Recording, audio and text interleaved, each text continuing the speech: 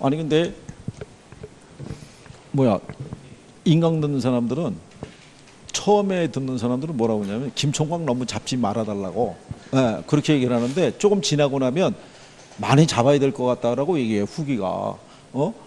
그 개선이 안 되고 있다는 얘기잖아, 얘기 들어보면. 열심히 해야 되잖아. 참, 떡하니 1시간 늦게 들어오고 말이야.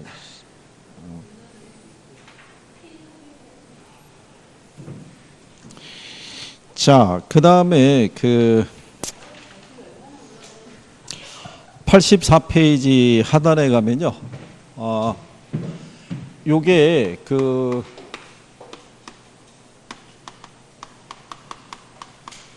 원래 이제 소제목을 하면은 위험과 수익의 관계라고 하면서요,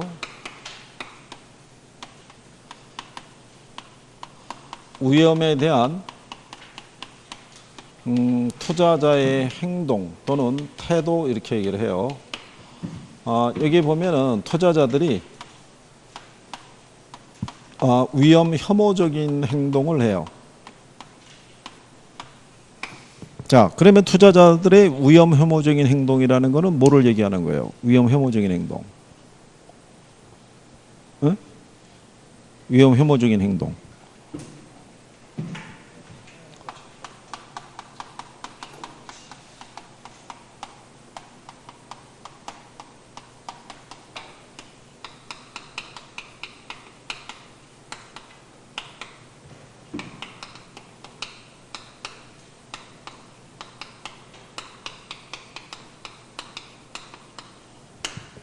뭐 이런 얘기예요.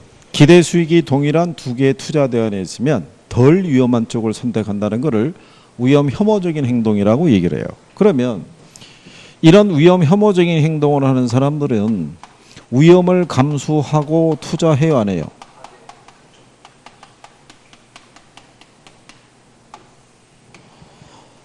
위험을 감수하고 투자하죠. 왜? 그러니까는 너 저기 뭐야, 두 번째에서부터는 사람들이 더 많이 잡아야 될 것 같다고 얘기하는 거야. 그게 왜냐면 대답이 나오는 게 틀린 답만 계속 들어가 봐. 그렇게 얘기 나올 거 아니겠어? 참. 언제 시험 끝난다고?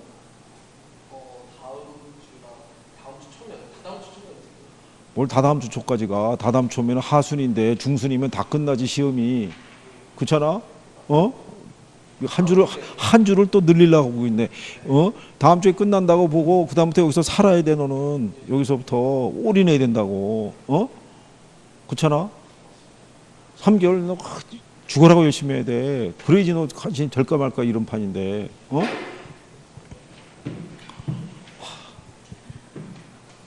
그래서 이렇게 기본 용어가 무슨 말인지는 알아야 나중에 우리가 압축을 해줬을 때 이거는 중요한 표현이니까 기억을 해주세요라고 그랬을 때 그걸 받아갈 수 있을 거 아니야. 그잖아. 그걸 기억을 못하면 소용이 없잖아. 자, 여기는 왜 이제 뭐가 필요하냐면 전체적으로 이제 연결이 되죠. 위험을 감수하고 투자할 때 어떨 때 위험을 감수하고 투자하냐면 위험을 감수할 만한 유인책이 있거나 또는 피할 수 없는 위험일 때,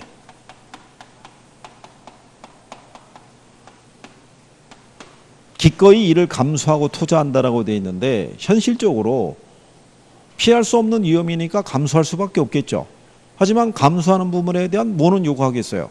대가는 요구하는 거예요. 대가. 그 대가가 주어지면 위험을 감수하고 뭐 할 수 있다는 거예요. 투자할 수 있다, 이런 얘기인 거예요. 그죠? 그러면 우리가 투자자의 유형을 보면 위험 회피적인 투자자가 있고요, 위험 중립적인 투자자가 있고, 위험 예를 들어서 그 추구적인 투자자가 있어요. 그러면 세 가지 유형의 투자자 중에서 가장 합리적인 사람이 누구라고 그랬어요? 중립을 버리고. 이거는 어째 이거. 제가 볼 때는 이거 문제를 한번 꼭 나올 것 같아요. 그래서 상식으로 접근하면 위험 중립적인 투자자는 어떠한 위험도 감수하려 들지 않는 사람이에요. 그냥 안전한 것만 선호하기 때문에 은행에 정기예금 이자만 보고 투자하는 사람이라고요. 그죠? 그러면 위험 추구적인 사람은 누구냐면 위험을 즐기는 사람이에요. 자기가 부담하는 위험은 아주 큰데 높은 대가는 바라지 않는 거예요.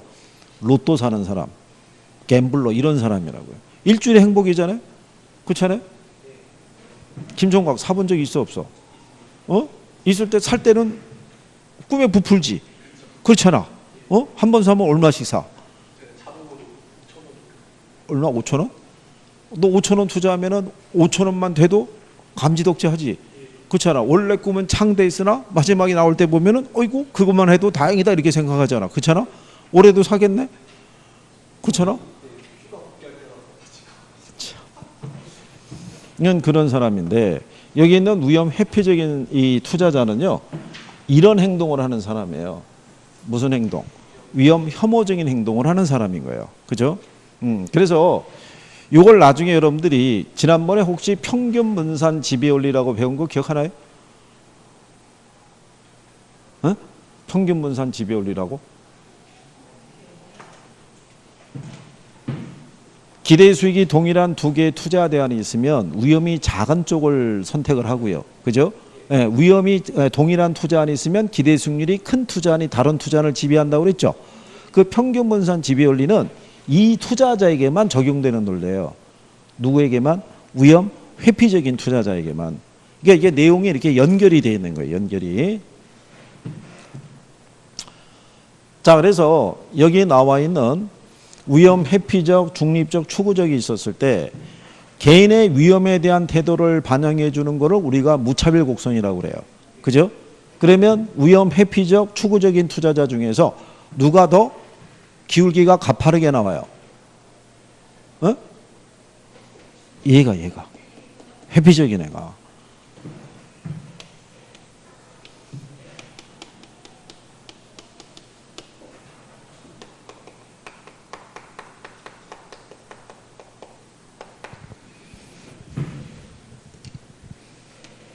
이렇게 수평으로 그어지는 것이 이게 무위험률이에요. 무위험률은 국채 이자율 같이 수익이 확실할 때 발생하는 수익률이에요. 이거 보고 투자 들어가는 사람이 위험 중립적인 투자자예요. 이렇게. 그런데 만약에 위험이 이렇게 발생했어요.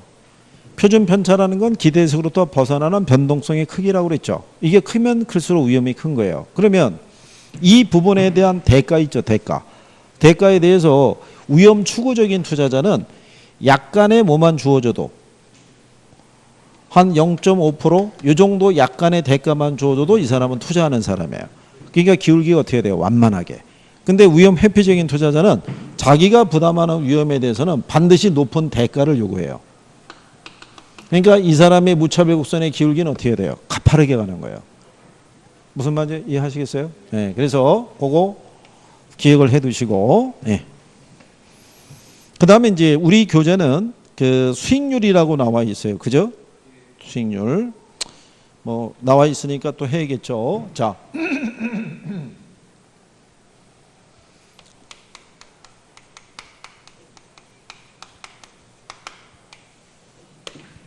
수익률이라는 거는요, 투자자가 투자 결정을 하기 위해서 가장 중요한 변수 중에 하나가 수익률이에요. 그죠? 근데 요 수익률이라는 것은요,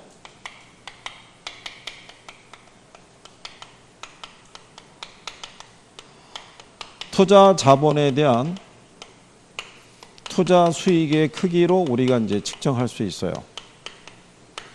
그래서 이 종류를 보게 되면 기대 수익률이라는 게 있고요. 요구 수익률이 있고 그 다음에 뭐가 있어요? 예, 실현 수익률이라는 게 있을 때 우리가 지난번에 이거 한 거 기억하나요?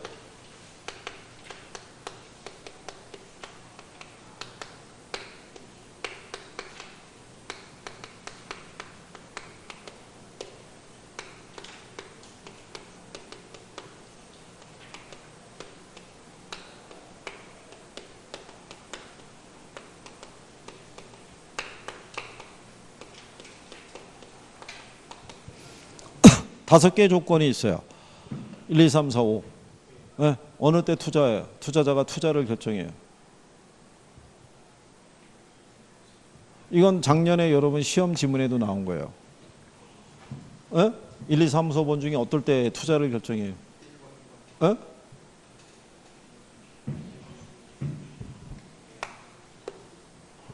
다 안 된다고 그랬잖아요.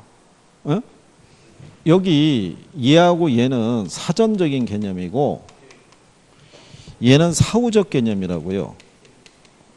얘는 투자의 결과로 알 수 있는 거예요. 내가 지금 투자를 할 것인지 말 것인지 여부를 결정하는 상황에서 결과를 알 수 있어요? 결과는 모른다고요. 그러니까 투자자는 얘하고 얘를 비교하는 거예요. 얘를 비교해서 얘가 얘보다 크면 위험을 감수하고 투자해요. 그 결과로 나타나는 게 얘라고요. 그러니까 투자를 결정하는 시점에서는 얘네들 간의 비교는 이루어지질 않는다고요. 무슨 말인지 이해하시겠어요?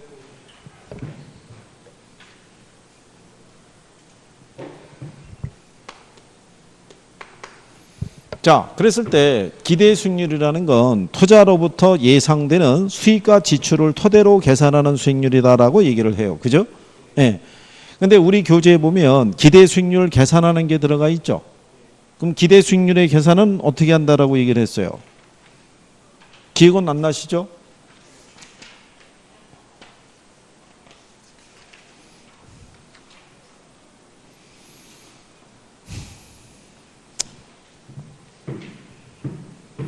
자, 여기 보면요.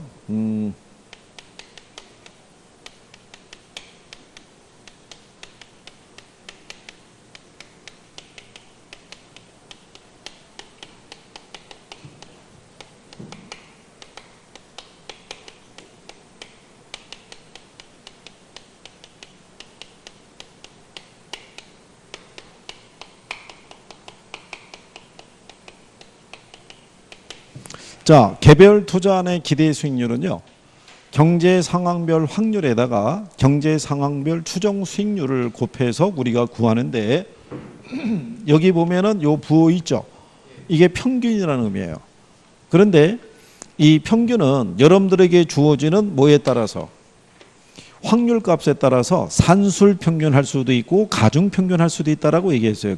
혹시 기억하는지 모르겠는데 만약에 확률을 50대 50으로 주죠. 그러면은 산술 평균이고 확률 값이 달라지면 가중 평균 해야 된다라고 얘기한 거예요. 그죠? 자, 만약에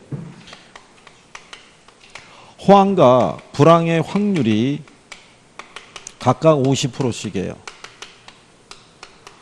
근데 호황일 때는 10%고요. 불황일 때는 만약에 4%라고 가정하자고요. 그죠? 그럼 원래는 얘도 100분율이고 얘도 100분율이죠. 예, 그럼 원래 계산상의 편의를 위해서 한쪽을 소수로 바꿔서 계산해요. 그러면 도출하기가 훨씬 편할 수 있죠. 10 곱하기 0.5 하면 얼마 나오겠어요? 5% 나올 거 아니에요. 4 곱하기 0.5 하면 그러면 얘네를 더하면 몇 프로 나오겠어요? 평균적으로 7% 나올 거 아니에요. 그죠? 그런데 여기서 이렇게 곱해서 할 필요가 없이 10하고 4를 더하면 14%죠. 나누기 2하면 얘 나오잖아요. 그러니까 확률이 50대 50일 때는 두 개의 수익률을 두 개 더해서 나누기 2하면 산술 평균이라는 거예요. 무슨 말인지 이해하시겠어요? 근데 만약에 주어질 때 호황일 수도 있고요. 정상일 수도 있고 그 다음에 불황일 수도 있어요, 없어요? 있을 거 아니에요. 이 확률 값이 서로 다를 수 있어요, 없어요? 다를 수 있죠. 그러면 얘가 20% 주고 40% 주고 20% 주고 이렇게 줄 수 있다고요. 그죠?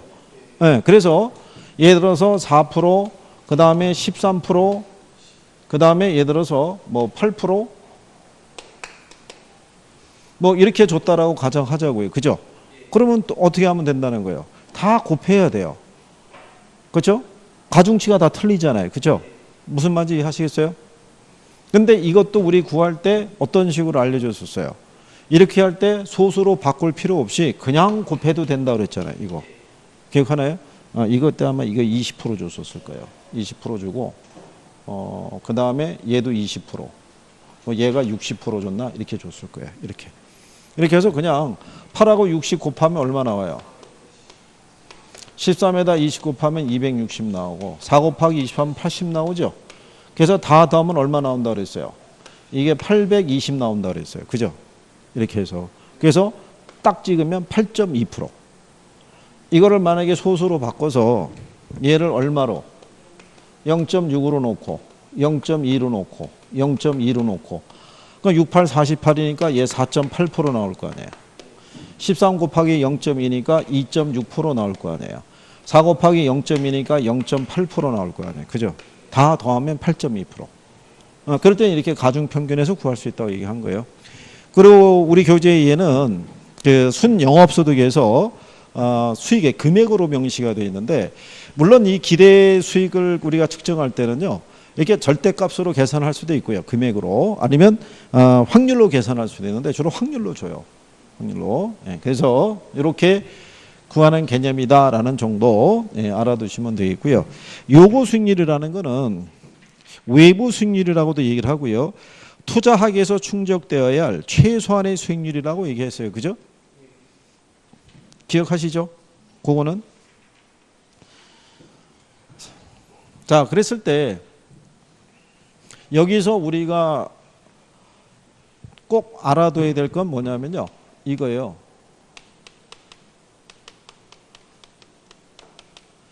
기대 수익률과 요구 수익률의 관계. 요건 시험에서 꾸준히 나오는 거예요. 기대 수익률하고 요구 수익률의 관계. 그래서 그거는 여러분들이 86페이지 그 중간에 박스 밑에 가면 동그라미 4번에 기대 수익률과 요구 수익률의 관계라고 있죠. 예. 자, 그럴 때 기대 수익률이 뭐보다 크면 그러면 투자를 뭐 해요? 채택해요. 반대의 경우는 투자를 뭐 해요? 이게 같을 때 무슨 상태? 균형 상태라고 얘기를 해요. 근데 이제 여기서 한 가지 추가로 얘기하면 얘가 얘보다 크다는 얘기는요. 투자 가치가 시장 가치보다 크다는 얘기하고 같고요. 반대의 경우는 투자 가치보다 무슨 가치가? 시장 가치가. 이 경우는 같은 거예요. 이게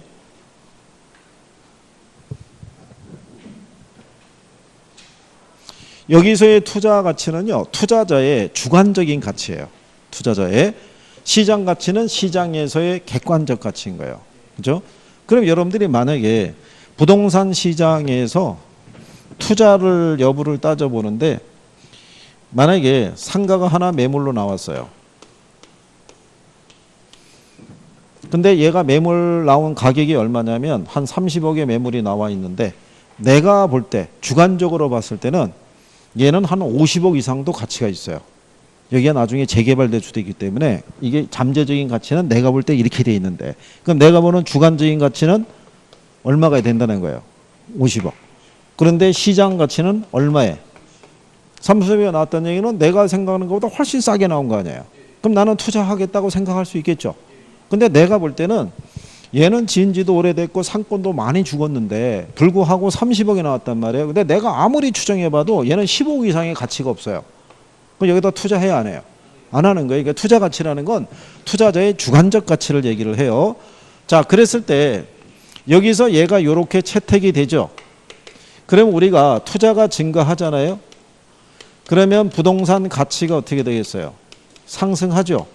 그러면 기대 수익률이 어떻게 돼요? 작아져요. 그래서 다시 균형으로 돌아와요. 근데 반대로 이 경우가 되면 투자가 줄어들죠. 그러면 부동산의 가치가 어떻게 돼요? 하락하죠. 그러면 기대 수익률이 상승해서 다시 무슨 상태로? 균형 상태로 회귀를 해요. 그래서 우리가 지난번에 이렇게 얘기한 거예요. 얘가 얘보다 클 때는 얘가 작아지면서 균형이 된다고 그랬고요. 반대로 얘가 얘보다 작을 때는 얘가 커지면서 균형에 이른다라고 설명을 했던 거예요. 그죠? 근데 이게 원래 투자 가치를 계산하는 거는요. 여러분들 교재 보면 87페이지 있죠. 거기 중간 박스 밑에 가면 투자 가치하고 무슨 가치가 있어요? 시장 가치 이렇게 나와 있죠. 이게 그 식이 따로따로 돼 있잖아요. 이렇게 보시면 되는 게, 자, 투자 가치는요, 투자로부터 예상되는 수익이 있죠. 이게 영구적으로 발생한다고 가정해요. 이거를 투자자의 뭐로? 요구 수익률로 할인해서 구할 때, 여기에서의 요구 수익률은 미래에 발생하는 수익을 현재 가치로 환원할 때 얘가 할인율로 쓰여지는 거예요. 뭐로 쓰여진다? 할인율로. 자, 그러면 이런 얘기예요. 부동산의 가치라는 건요, 장래 기대되는 편익의 무슨 가치? 현재 가치라고 그랬을 때요, 이때 요구 수익률은요, 미래 수익을 현재 가치로 환원할 때 얘가 뭐로 쓰이냐면은 이걸로 쓰인다는 거예요. 뭐로? 할인율로. 예. 그럴 때 만약에 기대 수익이 동일한 두 개의 투자 대안이 있는데, 투자에 대한 뭐가 커지면요, 위험이 커지면 뭐가 커지겠어요? 요구 수익률이 커진다는 얘기는 할인율이 커진다는 얘기죠. 그러면 이 부동산에 대한 가치가 어떻게 돼요? 작아지는 거예요. 근데 반대로 투자에 대한 뭐가 작아지면, 위험이 작아지면 요구 수익률이 작아지겠죠. 그럼 부동산 가치는 어떻게 돼요? 커질 거 아니에요? 그러면 만약에, 자, 예상 수익이 1,000만 원일 때요, 얘는 할인율이 10%, 얘는 예상 수익이 1,000만 원일 때 할인율이 20%예요. 그죠? 얘는 얼마겠어요? 투자 가치가. 어? 투자 가치가. 여기가 0.1이면 어떻게 계산하면 된다 그랬어요? 어? 여기 곱하기 10 하면 되는 거예요. 그러니까 1000에 10배면 얼마예요? 1억. 0.1로 할인하면 얼마? 어? 이것만 성립된다고요. 요것만 0.1일 때만 곱하기 10의 논리가 성립되고, 다 곱하기 10이 아니라고 그랬잖아요. 곱하기 10이.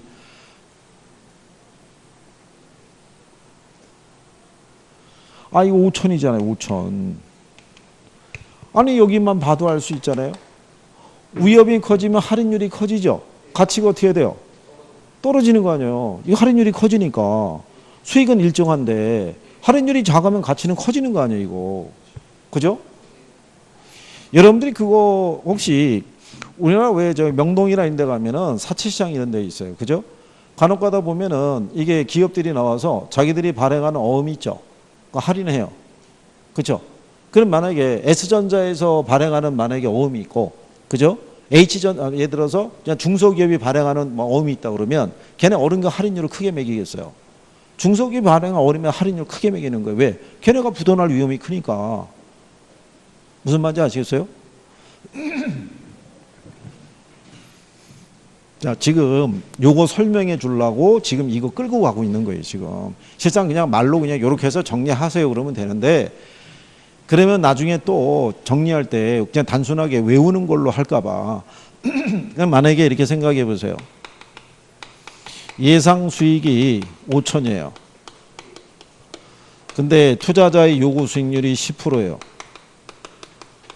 그러면 투자 가치가 얼마겠어요? 얘가 10%니까 10배란 말이에요. 10배.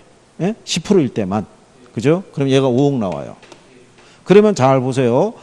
균형 상태에서는 기대 수익률과 요구 수익률이 같죠. 투자 가치하고 무슨 가치가 같아요? 시장 가치가 같은 거예요. 그럼 얘가 10%일 때는 기대 수익률도 몇 프로라는 거예요? 10%. 얘가 5억일 때 시장 가치도 역시 얼마라는 거예요? 5억이란 말이에요. 이게 이제 균형 상태란 말이에요. 자, 이 상태에서 그러면 투자자가 봤을 땐 이럴 거 아니에요. 예상 수익이 5천이고 할인율이 10%면 이게 5억이 나왔죠. 네, 그런데 시장의 변화로 인해서 리스크가 커진 거예요. 그래서 얘가 12%가 된 거예요. 몇 프로? 요구 수익률이. 그 요구 수익률이 12% 올라갔고 기대 수익률은 그대로 10%란 얘기잖아요. 그러면 지금은 요구 수익률이 뭐보다 커진 상태예요. 기대 수익률보다 커진 상태가 되잖아요. 그죠? 그러면 사람들은 여기다 투자하겠어요? 안 하겠어요? 투자하지 않을 거 아니에요. 그죠? 그럼 왜 그러냐면 투자자가 생각하는 투자 가치가 지금 5억이 안 된다고요. 왜 5억이 안 되냐면 똑같은 5천인데 할인율이 12%가 됐잖아요. 그죠? 그 할인율이 12%가 되면 이 부동산의 가치가 약 한 4억 1,667만 원 떨어진다고요. 그러면 투자자가 생각할 때는 시장 가치는 그대로 5억으로 있는데 내가 보는 투자 가치는 얼마로 떨어지는 거예요? 4억으로. 그러면 요거 수익률이 기대 수익보다 클 때는 이 시장 가치가 투자 가치보다 큰 상태가 되잖아요. 그럼 투자한다 안 한다? 안 할 거 아니에요. 무슨 말인지 아시겠어요? 그러면 얘한테 투자하지 않으면 이 시장 가치가 점점점 떨어질 수 있어요 없어요? 떨어진다고요. 떨어져서 얘가 한 4억 정도로 떨어지는 거예요. 그러면 4억을 투자해서 얼마의 수익을 기대할 수 있다? 5천. 그러면 다시 기대 수익률이 몇 프로가 되겠어요? 12%로 올라가면서 다시 균형이 되는 거예요. 이 과정이 되풀이가 되는 거라고요. 이게. 그러니까 이렇게 가면은 되게 복잡해지잖아요. 그죠? 예. 그러니까는 이거를 초기에는 설명할 수가 없고 어느 정도 여러분들이 내공이 쌓였을 때 한번 할 수 있는 건데 그나저나 뭐 꾸준히 나와야 뭐 내공도 쌓이고 그런 거죠. 그죠? 어쩌다 한번 들으면 내공이 쌓이겠냐고요. 그죠? 그래도 이번이 이론하는 게 마지막 과정이잖아요. 그죠? 그러니까 한번 해본 거예요. 그죠? 이거 다 저기 할 건 없고요. 이거락도 그러니까 얘가 얘보다 크면 얘가 얘보다 큰 거고 반대의 경우에는 똑같은 결과라고만 생각하시면 돼요. 무슨 말인지 아시겠어요? 예? 이거는 시험에서 잘 나와요. 이거 잘 쓰니까 반드시 기억해 주셔야 되는 거예요. 그래서 거기 나와 있는 시장가치 따로 계산하고 뭐 이거는 별 의미가 없어요. 하단에 박스에 있는 거는 그냥 그런 정도 일단 참고하시고요. 그 다음에 뒤로 넘어가시게 되면 자 88페이지에 위험과 수익의 관계, 위험과 수익의 상세 관계라고 해놨어요. 그죠? 예. 자 거기를 이제 우리가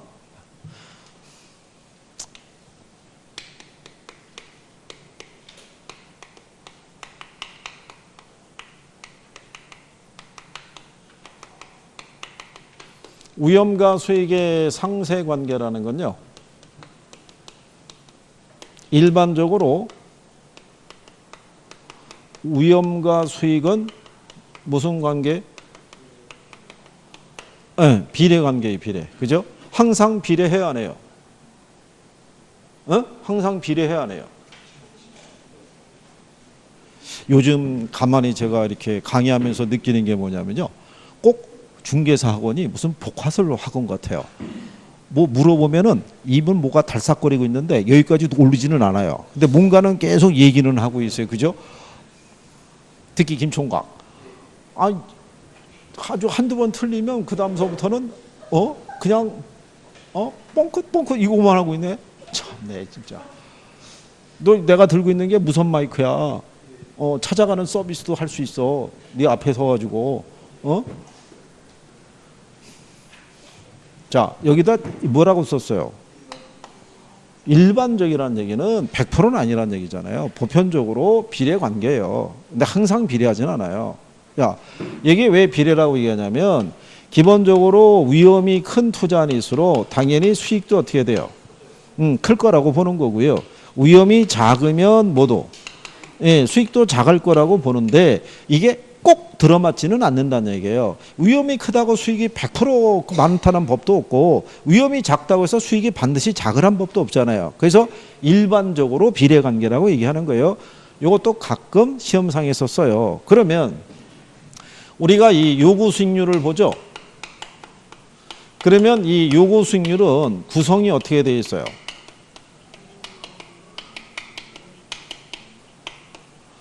무위험률 플러스 뭐로?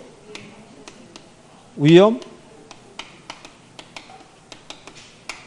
이렇게 이제 구성이 되어 있는 거를 투자자의 요구 수익률이라고 얘기를 해요. 그렇죠?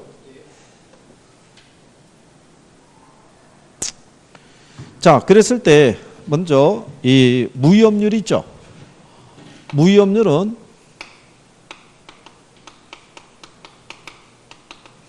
국채 이자율 등과 같이 지급이 확실한 수익률이 있죠. 걔를 뭐라 그런다? 무위험률이라고 그래요. 정부가 보증하는. 그래서 이런 이제 무위험률이라고 있어요. 그죠? 근데 요 국채 이자율은 변할 수 있어요, 없어요? 변할 수 있죠.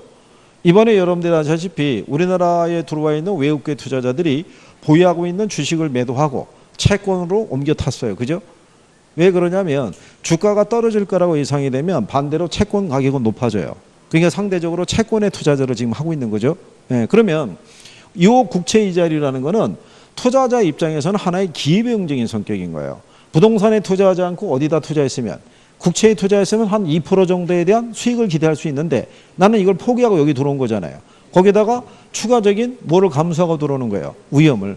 근데 만약에 국채 이자율이 2.5% 올라가면 내가 포기한 기회비용이 커지잖아요. 그러니까는 무위험률이 상승하면 뭐가 높아져요? 요구수익률이 높아지는 거예요. 이게 근래 시험에서 2번 나온 거예요. 작년에 여러분 시험에서 틀리게 해준 거는 무위험률이 하락하는데 요구수익률은 상승한다 그래서 틀리게 해준 거예요. 자, 그러면 여기서 주어지는 위험 할증률이 있죠. 요 위험은 무슨 위험이겠어요? 투자자의 입장에서 보면 피할 수 없는 위험인 거예요. 그러면 여기서 얘기하는 투자자는 다 위험 회피적인 투자자예요. 그럼 자기가 부담하는 위험에 대해서는 반드시 대가를 요구한다는 얘기죠. 그러니까 여기서 자기가 사업 위험이라든가 또는 뭐 사업 위험 안에 뭐 위치적 위험, 시장 위험, 인플레 이런 위험들이 주어지면 요 위험에 대한 대가를 반드시 요구한다고요. 그래서 그 위험에 대한 대가가 이렇게 합쳐진 것 있죠. 무위험률과 위험 할증률 있죠. 위험에 대한 대가를 우리가 조정한 율이라고 해서 무위험률과 위험 할증률을 합쳐서 뭐라고도 얘기를 하냐면 위험 조정 할인율이라고도 얘기를 해요.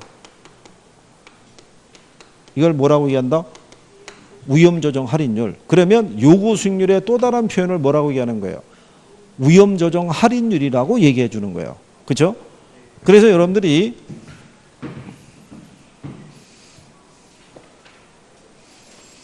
90페이지 가시게 되면 위에서 6번째 줄에 가면 동그라미 4번에 제목이 뭐라고 해놨어요? 위험 조정 할인율을 사용하는 방법 해놓고 가로 열고 뭐라고 해놨어요? 요구 수익률의 상향 조정 이렇게 표현해 준 거예요.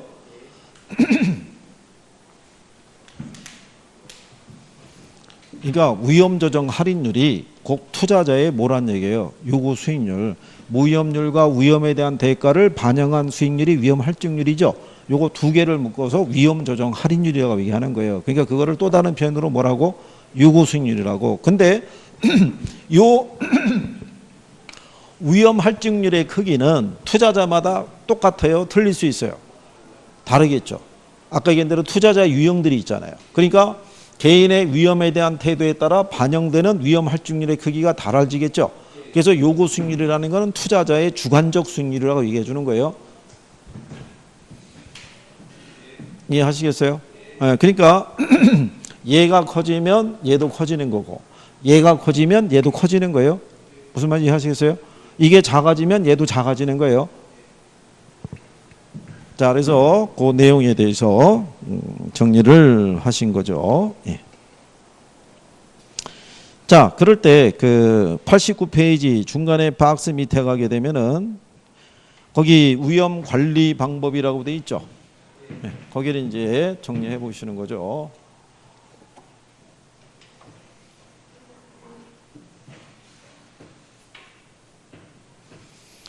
이게 오늘 시험을 봤어야 됐는데 그죠? 예, 견본으로 한 분만 출력을 했대요. 그래가지고 일단 유보시켰어요. 그죠? 오늘 봤어야 되는데 김총각이 뜬 김에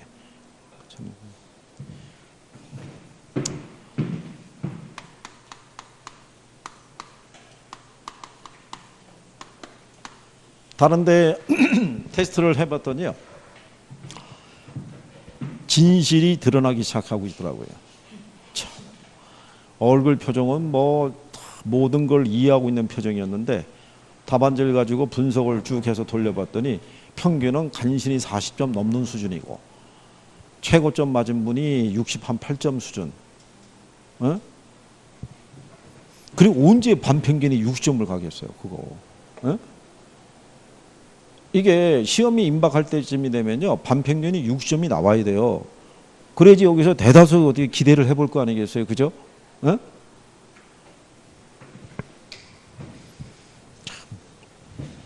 그러니까는 여기서 제가 이렇게 보면 다 근엄한 표정으로 있어요. 뭐 간혹가다 뭐 물어보면은 복화술 하듯이 그냥 하고 하면은 뭐 선생님이 이제 얘기하면 원래 알고 있었다는 것처럼. 제가 뭐 물어보면 시선을 안 부딪히려고 그래요. 혹시 나한테 물어볼까봐. 그러니까 딴 거 막 열심히 보는 척 하다가 제가 답을 얘기하면 그때는 무겁게 고개를 끄덕거리고 있어요. 난 알고 있었지. 뭐 이런 표정이에요. 그죠? 나중에 답안지 받아갖고 채점해 보면은 진실이 나오는 거예요. 그죠? 참.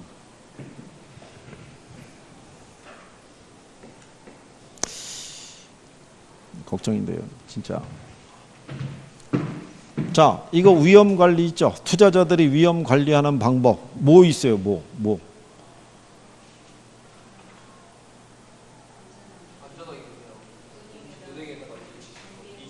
아니, 제목을 얘기해봐, 제목을. 어? 아, 왜 안 하던 왜 갑자기 풀어서 얘기해 보려고 그러는 거야? 제목을. 어? 위험 관리하는 게 뭐 있었어? 아니, 그러니까 그 제목이 뭐냐고.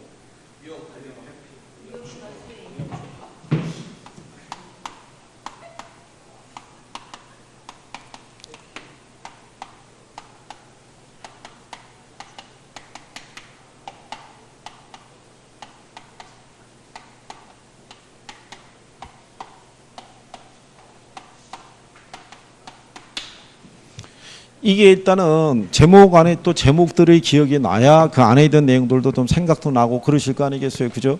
예? 자, 위험을 회피하는 건 어떻게 한다는 거예요?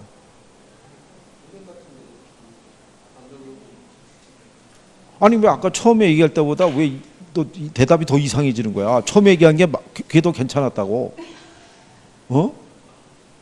아니, 너 왜 그런 현상이 나타난 줄 알아? 정확하게 정리가 안 돼 있으니까 첫 번째하고 두 번째하고 설명이 자꾸 틀려지는 거라고. 그렇잖아? 그러면 이제 너 계속 밀어붙이면은 너 혼자 여행 떠난다고 그냥 저 일로. 자, 여러분들이 그때 지난번에 뭐라고 했냐면 투자자가 사업 위험을 겪지 않으려면 어떻게 하면 된다 그랬어요. 사업 안 하면 되는 거예요. 그거예요, 그거. 위험을 회피한다는 게 위험한 투자는 선택하지 않는 거예요. 위험한 투자는 제외시키는 방법이에요. 그걸 위험을 뭐 한다고 해요? 회피하는 거. 그러니까 위험 중립적인 투자자가 하는 거예요. 그럼 이 사람이 위험을 회피하게 되면은 이 사람의 요구 수익률에는 뭐만 남게 돼요? 무위험률밖에는 남지 않는 거예요. 무슨 말인지 아시겠나요? 어떠한 위험도 감소되지 않는 거니까. 그래서 위험을 회피하는 방법이라고 얘기를 해요. 이게 여러분 거기 아까 저기 김총각이 여기 있는 제목 갖고 계속 얘기하는 거 보면 뭐 위험한 투자를 제외하는 방법 이렇게 돼 있잖아요. 제목이 위험 회피고 위험 회피라는 게 위험한 투자를 뭐 하는 방법이라는 거예요. 예, 제외하는 방법이라고요. 그때 내가 뭐라고 했냐면 이렇게 해드린 거라고요.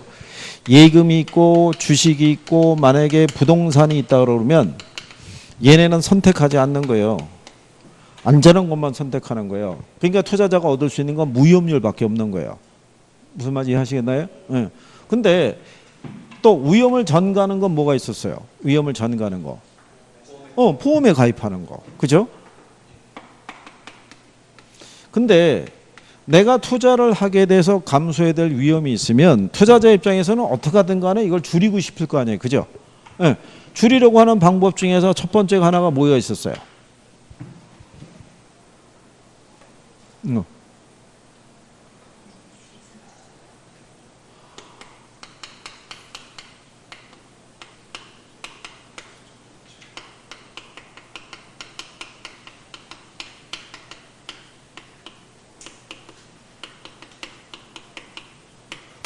자, 보수적인 예측에 의한 기대 수익률을 하향 조정하는 방법을 쓸 수 있죠. 그죠? 이걸 하향 조정한다는 얘기는 자, 투자 수익을 측정했을 때 최대가 있고 중간이 있고 그 다음에 최소가 있어요. 그죠? 네. 그러면 얘가 10%, 얘가 예를 들어서 8%, 얘가 만약에 5%라고 그러면 수익률이잖아요. 그죠? 그러면 위험과 수익의 상세 관계를 보면 위험과 수익률은 비례하잖아요. 얘가 수익이 크면 위험이 클 거 아니에요. 근데 얘가 수익이 작으면 뭐가 작아요? 위험이 작아지니까. 그러니까는 뭐를 하향 조정하면 수익률을 하향 조정하면 위험을 줄일 수 있잖아요. 그래서 위험을 줄이는 방법 중에 하나가 여러 개의 투자 조언 중에서는 뭐가 작은 쪽을 선택하겠다는 거예요. 수익이 작은 애를 선택하겠다는 거예요. 그게 내가 부담하는 위험을 줄일 수 있는 방법 중에 하나다 이런 얘기고, 또 하나의 방법은 뭐 있어요?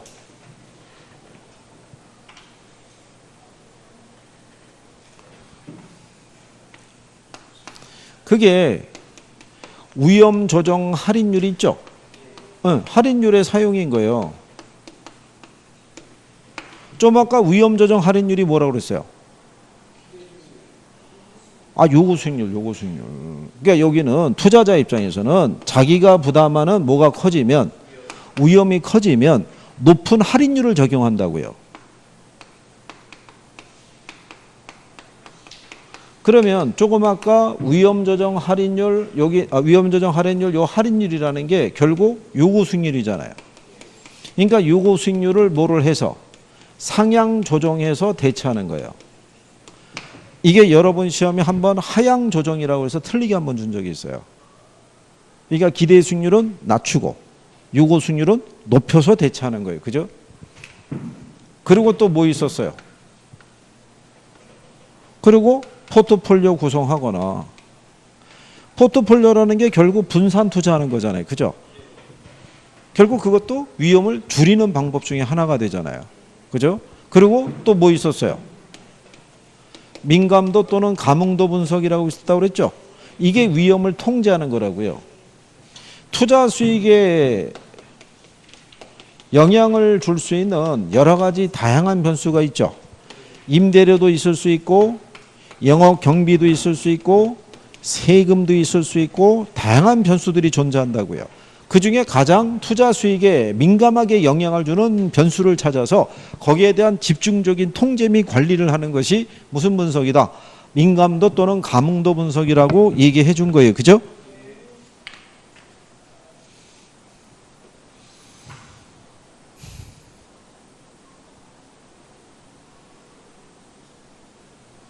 그러니까 정리를 이렇게 해 주셔야 돼요. 그죠? 네.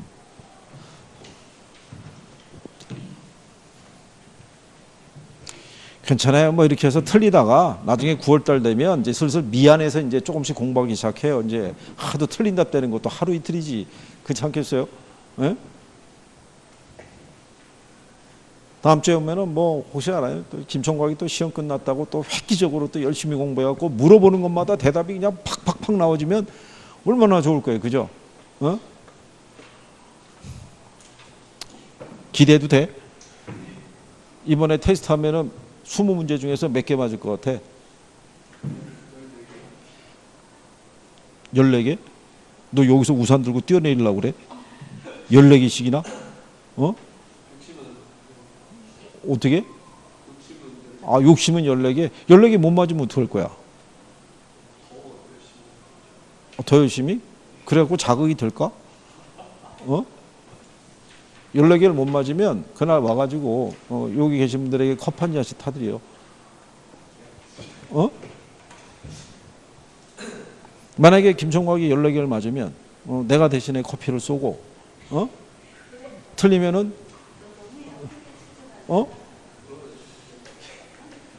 망설이는 거 보니까는 이번 달 용돈이 이미 다 썼네. 이번 달 용돈이. 너 보니까 야 갑자기 작년에 있던 그 총각 하나 기억난다. 야.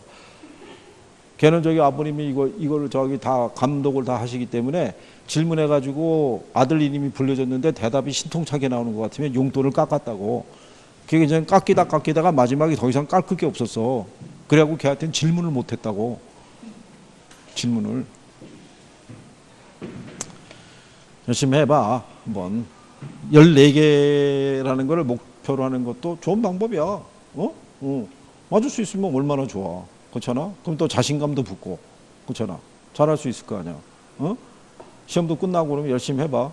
뭐. 자, 그 다음에 이제 91페이지 가시면 평균 분산 결정법이라고 있어요. 그죠?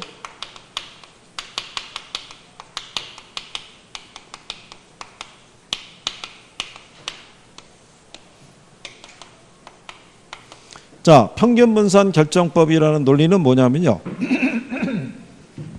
여기 분산이 뭐라고 그랬어요?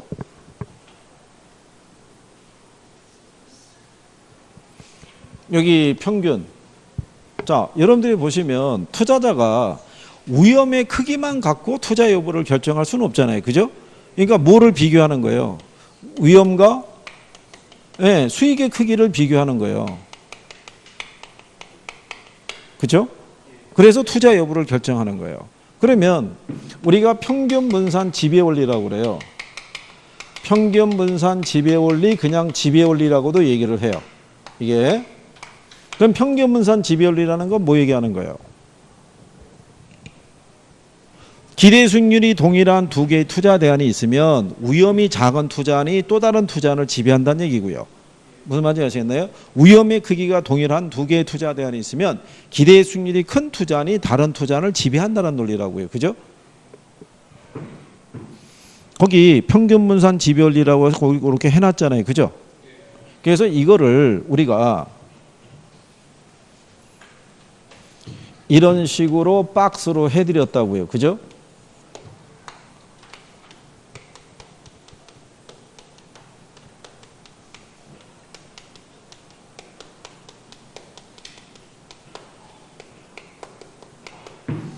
A하고 B가 있는데요.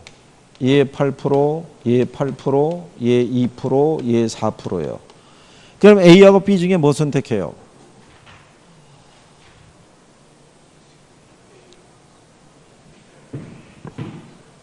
얘를 선택하겠죠. 기대 수익률이 같잖아요. 같으면 뭐가 작으네? 편차가 작으네. 이게 시험에 나온 거예요, 답으로. A, B 두 개 평균 분산 지배 원리에 의하면 기대 수익률이 동일한 A, B 두 개 투자안의 기대 수익률이 동일하대요. 근데 B 투자안이 기대 수익률의 표준 편차가 A보다 더 크다면 우리는 언제나 A를 선택한다. 이렇게 해서 그걸 답으로 한번 출제한 적이 있어요. 그죠? 아니 지난번에 기출하신 분들은 그거 해봤잖아요. 그거. 응? 그래. 자, 그러면 여기 C하고 D가 있어요. 얘는 7%, 얘는 7%, 얘는 12%, 얘는 14%예요. 그러면 얘네는 지금 표준 편차가 같잖아요. 그럼 뭐가 큰 애를? 이게 큰 애를 선택하죠. 그러니까 여기 있는 평균 분산 지배 원리의 조건은 같아야 돼요. 수익이 같으면 위험이 작은 애, 위험의 크기가 같으면 수익률이 큰 애. 그죠? 근데 이 평균 분산 지배 원리의 한계는 뭐냐면 위험과 수익의 크기가 서로 다르면 어느 게 더 나은 투자 대안인지를 선택하기가 곤란해요. 얘가 위험도 크지만 수익도 크지만 위험도 크죠. 근데 위험이 작지만 수익도 작잖아요. 그럼 어느 게 더 나은 투자 대안인지를 알 수가 없죠. 예, 이거를 해결하기 위해서 우리가 뭐를 쓸 수 있다고 그랬어요? 뭐를? 그게 작년에 여러분들 시험 지문에도 나온 거예요. 뭐를 사용할 수 있다? 어? 뭐를?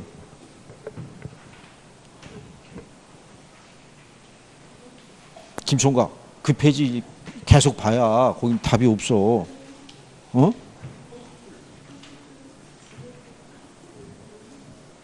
그래갖고 페이지를 하나 넘겼는데 선뜻 뭐라고 얘기를 하지는 어렵겠지? 눈에 띄는 게 없으니까 그렇잖아? 페이지 하나 옆쪽으로 더 가야 되거든? 그렇잖아? 이거를 아니 왜 하다가 저기를 해? 이거를 문제를 해결하기 위해서 이거 쓸 수 있다고요. 변이 또는 변동계수 있죠? 네, 이거를 사용해서 평균 분산 지배 원리의 한계를 그죠? 해소할 수 있다 이런 얘기예요. 자, 92페이지 가시면 밑에서 5번째 줄 있죠? 네? 92페이지. 네. 거기 보시면 오류 수정 방법이라고 나오잖아요. 평균 분산 오류가 나타나는 경우에 변이 개수를 이용해서 의사결정을 하거나 포트폴리오를 구성해서 의사결정을 함으로써 오류를 수정할 수 있다 이렇게 해놨잖아요. 그죠? 내가 너 포트폴리오를 쓸 때 아닌가 그래갖고 왜 그걸 왜 표현을 갖다가 왜 또 자르는 거야. 그게 정확하게 정리가 안 돼 있으니까 그런 거지. 자, 그럼 변이 개수라는 건 뭐 얘기했냐면요. 그 93페이지 가시면요. 상단 위에 박스 거기 변이계수 산식이 있고요. 거기 보면 수익률 단위당 위험이라고 해놨죠. 지난번에 뭐라고 그랬냐면 그 당이라는 의미가 뭐냐면 분수의 의미라고요. 그러니까 수익률 분의 위험의 크기가 표시가 되어 있는 거예요. 그러니까 변이계수라는 거는 기대 수익률분의 뭐란 얘기예요? 표준 편차로 돼 있는 거예요. 그러면 표준 편차라는 게 위험이죠. 그러니까 표준 편차가 커지면 모두 커지는 거예요. 변이 개수도 커지는 거예요. 근데 위험 회피적인 투자자는 위험이 큰 투자를 선호한다 안 한다? 안 한다고요. 위험이 작은 투자를 선호하지. 그러니까 변이 개수는 큰 게 좋다, 작은 게 좋다. 작은 게 좋다는 얘기예요. 변이 개수가 크다는 얘기는 수익도 크지만 모두 큰 자산이에요. 위험도 큰 자산이라고요. 그러면 이렇게는 구별이 안 되지만 변이 개수를 사용하면요. A라는 투자는 있죠. 얘는 수익률이 8%잖아요. 편차가 2%죠. 8분의 2니까 0.25 나올 거 아니에요. 근데 B를 대입하면은 얘는 7%죠. 얘는 14%죠. 그러면 14, 7이니까 얼마 나오겠어요? 0.5 나오죠. 그러니까 변이 개수를 동원해서 위험 조정 수익을 측정하면은 B보다는 A가 더 나은 투자 아니라고요. 뭐가 작게 나타나니까. 변이 개수가 작게 나타나니까. 이거를 예전 여러분들 시험에서는 25회 이전에는 이렇게 계산까지 해서 이걸 구별하라고 출제를 한 거예요. 근데 그렇게 하면은 오지선 안에서 계산을 또 해야 되잖아요. 그러니까 요즘은 변이 개수를 계산해서 측정하는 지문은 안 나와요.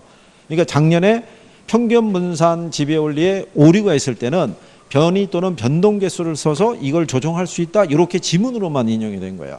그러니까 변이 개수라는 표현이 나온 것도 오래간만에 나온 거예요. 오래간만에. 그러니까 구별을 할 수 있겠나요?